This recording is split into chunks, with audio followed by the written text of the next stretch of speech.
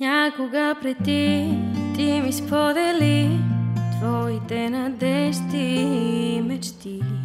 Някога преди ти ми довери.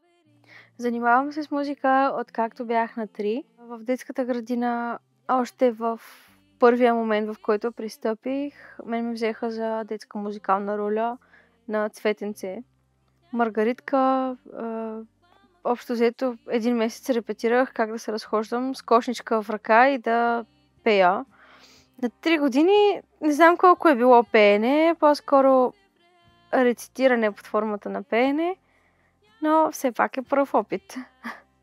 Музиката за мен е начин на живот, защото когато започваш да се обучаваш, това е дисциплината, която те кара да станеш сутрин от леглото и да си по-точен от всички останали, да не си почиваш лятната ваканция, защото имаш конкурси, трябва да репетираш, да не си в басейна, когато другите деца са в басейна, защото имаш да свириш на пиано различни етюди, упражнения. От начин на живот, за мен музиката стана повече от всяка една любов, която може да се случи на човек. По време на програмата Музикален акселератор, за мен музиката претърпя огромни промени, защото увереността ми в това, че мога да изсвиря своята песен сама на китара, я нямаше до момента, до който не пристъпих прага на студиото и китарист не си намерих. Наложи ми се сама да я изсвиря и когато се наложи нещо, ти просто го правиш и нямаш избора.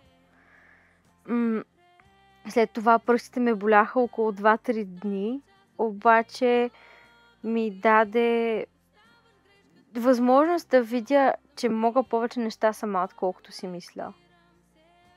Моите мечти и цели, свързани с музиката, особено тази, която аз пиша, е тя да може да вълнува, тя да може да докосва, точно по този начин, по който песента, идвайки в главата ми, ме докосва мен.